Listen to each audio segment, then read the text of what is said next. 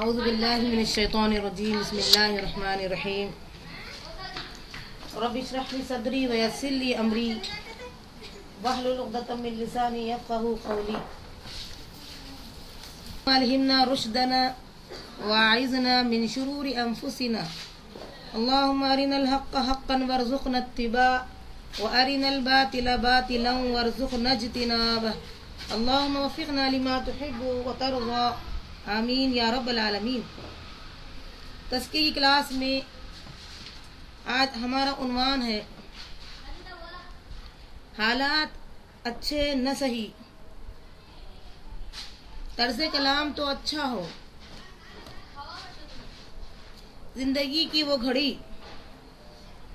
بڑی بے رحم ہوتی ہے جب کوئی ضرورت مند آپ کے دروازے پر آئے اور آپ اس کو بے مراد لوٹا دے۔ لوگوں کی جائز ضروریات پوری کرنا بڑی عبادت ہے۔ اس کی فضیلت معلوم کرنے کے لیے رسول اللہ صلی اللہ علیہ وسلم کا یہ ارشاد کافی ہے کہ میں اپنے بھائی کی ضرورت کے لیے اس کے ساتھ چلوں اور اس کی ضرورت پوری کر سکوں تو یہ مجھے میرے رب جو اپنے فضل و کرم سے مجھے نوازے گا، میں اپنی حیثیت سے اس کی ضرورت پوری کروں اور اپنا رب اپنے فضل سے میری ضرورت پوری کرے۔ زندگی میں کبھی آپ پر یہ مشکل گھڑی آئے کہ آپ اپنے بھائی کی مدد نہ کر سکتے ہوں، اس کی ضرورت پوری نہ کر سکتے ہوں، تو معذرت کرتے ہوئے نہایت نرم لہجے اور میٹھے بول کا استعمال کیجیے، کیونکہ حالات اچھے نہ صحیح انداز گفتگو تو اچھا ہو۔ رسول اللہ صلی اللہ علیہ وسلم صحابہ کرام کے درمیان تشریف فرما تھے۔ اللہ کے محترم و مکرم گھر کعبے کا ذکر نکلا، عمرہ و احرام کی فضیلت زیر بحث ہوئی، حرم شریف کی زیارت کے لیے ان کے دل بے چین ہوئے تو رسول اللہ صلی اللہ علیہ وسلم نے سفر مکہ کے لیے تیاری کا حکم دیا۔ شوق کو تھما نہ سکے، آنن فانن تیاریاں شروع ہو گئی۔ آپ 1400 صحابہ کے ساتھ عمرے کا تلبیہ کہتے ہوئے روانہ ہوئے۔ مکے کی پہاڑیاں دکھائی دی تو رسول اللہ صلی اللہ علیہ وسلم کی اونٹنی قصوہ اچانک بیٹھ گئی۔ آپ نے اسے اٹھا کر چلانے کی کوشش کی لیکن بے سود۔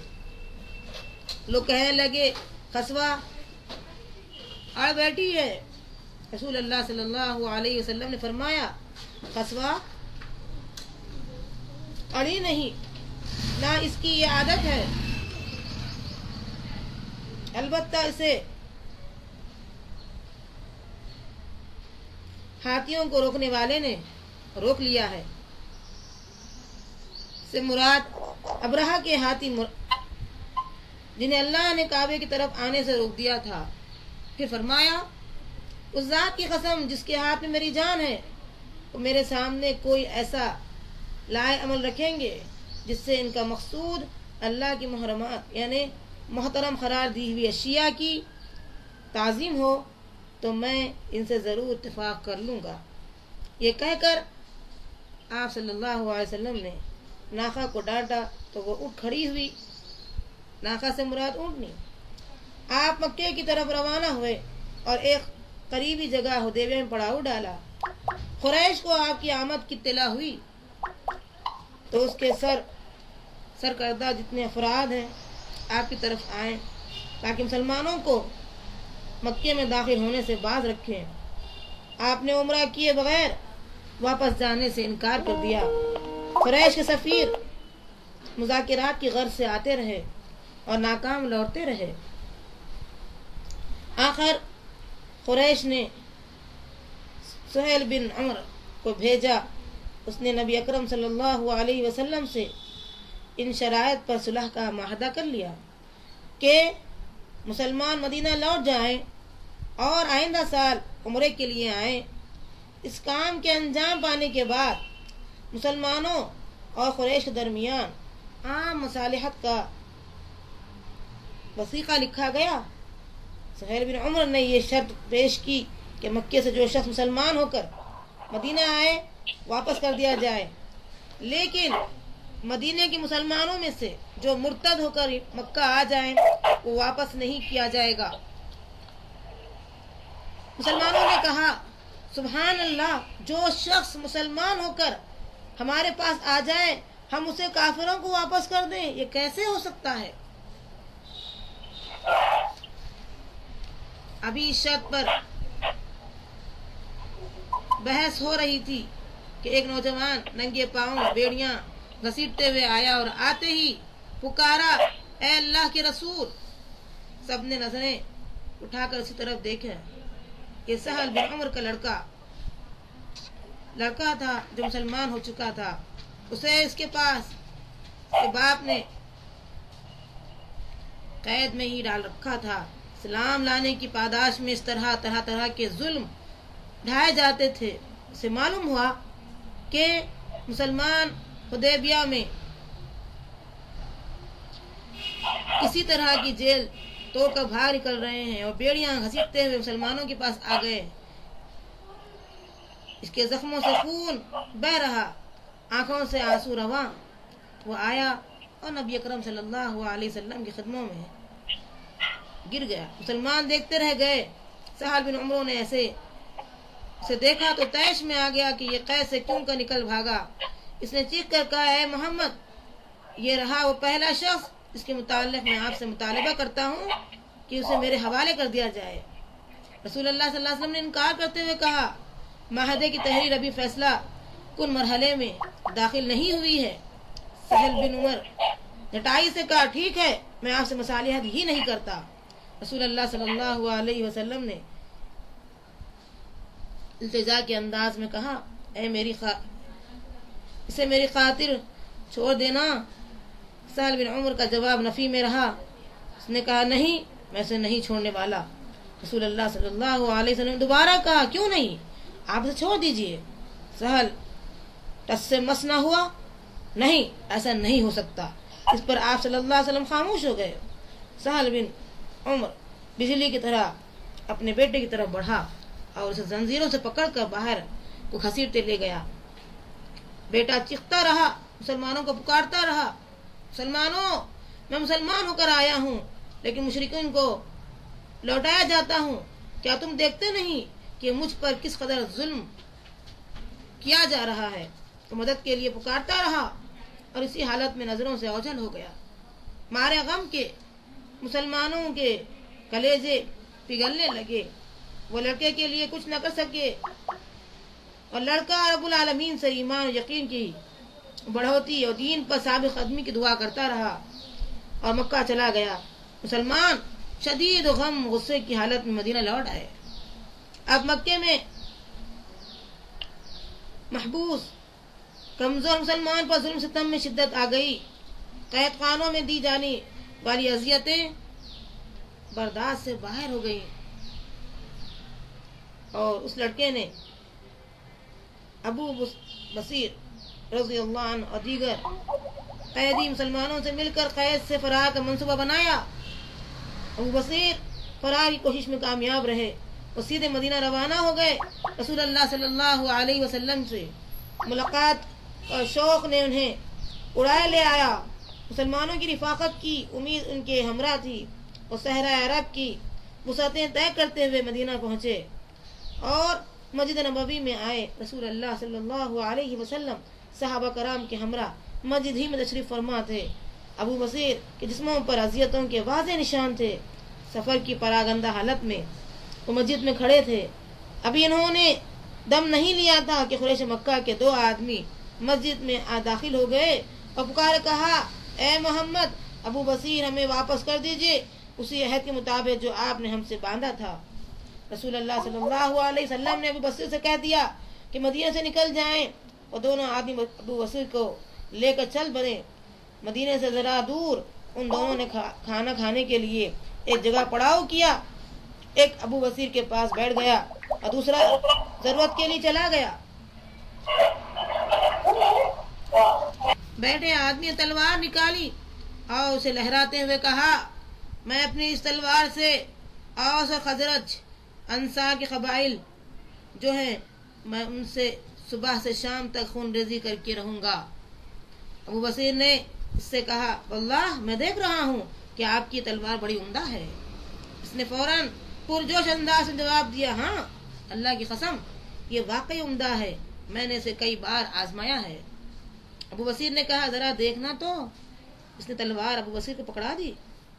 یہ دکھانا ہے ابو بصیر کو تلوار. بہرحال اس نے ابو بصیر کو تلوار دکھا دی.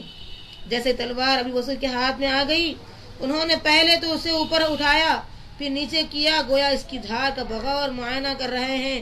پھر اچانک ایک جھٹکے میں انہوں نے تلوار لہرا کر آدمی کے گردن پر چلا دی. اس کا کام تمام کر دیا. اس کا ساتھی جو قضائے حاجت یعنی ضرورت کرنے کے لیے گیا تھا واپس آیا تو اپنے ساتھی کا سر قلم دیکھ کر بہت گھبرا گیا اور مدینے کی طرف دوڑ لگا دی. بھاگتا بھاگتا مسجد میں داخل ہوا. رسول اللہ صلی اللہ علیہ وسلم نے اسے آتے دیکھا تو فوراً کہہ دیا یہ خوف زدہ ہے. وہ آدمی آتے ہی چلایا واللہ میرا ساتھی قتل کر دیا گیا میں بھی ضرور قتل کر دیا جاؤں گا. کچھ ہی دیر گزری تھی کہ ابو بصیر بھی آ پہنچے. ان کی آنکھوں سے شعلے برس رہے تھے.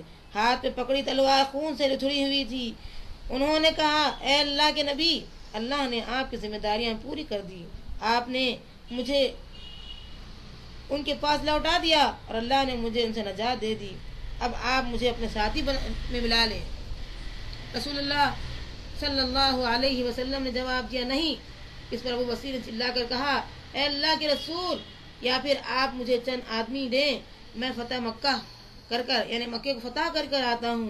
رسول اللہ صلی اللہ علیہ وسلم کی ان کی بہادری اچھی لگی لیکن آپ ان کا مطالبہ پورا کرنے سے قاصر تھے کیونکہ آپ کے اہل اور اہل مکہ کے درمیان صلح کا جو معاہدہ رہ گیا تھا آپ نے ابو بصیر کو نرمی سے ٹالنا چاہا کیونکہ حالات اچھے نہ صحیح طرز کلام تو اچھا ہونا چاہیے. آپ صلی اللہ علیہ وسلم نے فرمایا اس کی ماں کا ستیہ ناس ہو اگر اسے کوئی مددگار مل گیا تو یہ جنگ کی آگ بھڑکا دے گا. ان الفاظ میں گویا ابو بصیر سے معذرت کا اشارہ تھا. ابو بصیر مسجد کے دروازے پر کھڑے رسول اللہ صلی اللہ علیہ وسلم سے مدینے میں بسنے کی اجازت کے منتظر رہے لیکن آپ عہد شکنی نہیں کرنا چاہتے تھے. آپ نے بصیر کو حکم دیا کہ مدینے سے نکل جائیں. ابو بصیر نے دل برا کیے بغیر سر تسلیم خم کر دیا. مدینے سے نکل آئے اور حیران تھے کہ کہاں جائیں. مکے میں اذیتیں اور قید و بند کی صعوبتیں مشکلات تھیں. مدینے میں عہد کی پاسداری تھی. ابو بصیر بحیر احمر کے ساحل کی طرف چل پڑے. وہاں پہنچ کر انہوں نے اپنی رہائش کے لیے کھلے آسمان تلے ایک جگہ کا انتخاب کیا جہاں ان کا کوئی نہ ہمدرد نہ تھا اور نہ ہم نشین تھا.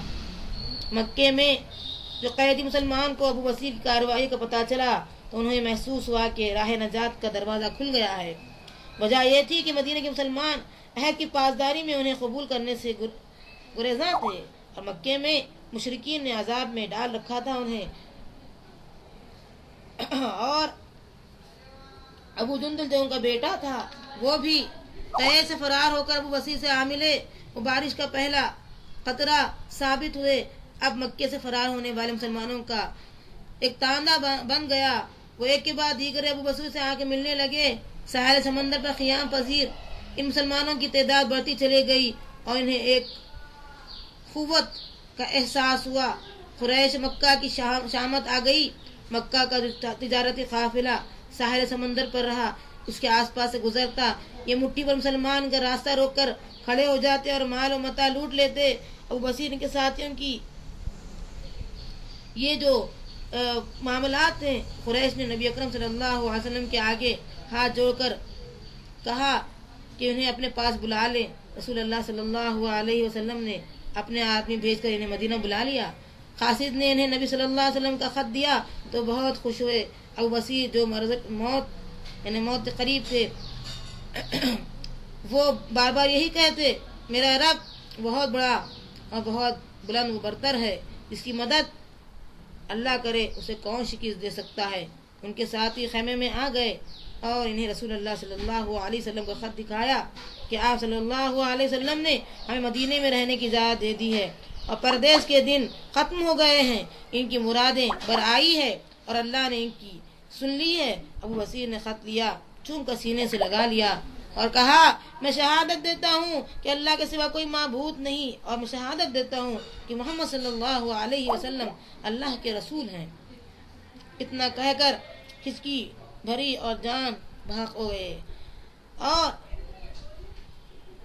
ان کی یہ جو کوشش رہی اس پر جو صحابہ جو مسلمان قید سے جو ہے آزادی اختیار کی اور نبی اکرم صلی اللہ علیہ وسلم کی جو عہد پر پورا اترنے کا انداز دیکھا، اور نبی صلی اللہ علیہ وسلم جو نفسیات کا اور ان کے عہد کو نہ توڑنے کا جو معاملہ اختیار کیا تھا، ذرا غور کرنے والی بات یہ ہے، نبی اکرم صلی اللہ علیہ وسلم اگرچہ کہ حالات اچھے نہیں تھے پھر بھی آپ نے طرز کلام سے جیت لیا۔ اللہ سے دعا کریں اللہ تعالی ہم سب کو حالات کیسے رہے لیکن طرز کلام کو اچھا رکھنے کی توفیق عطا فرما۔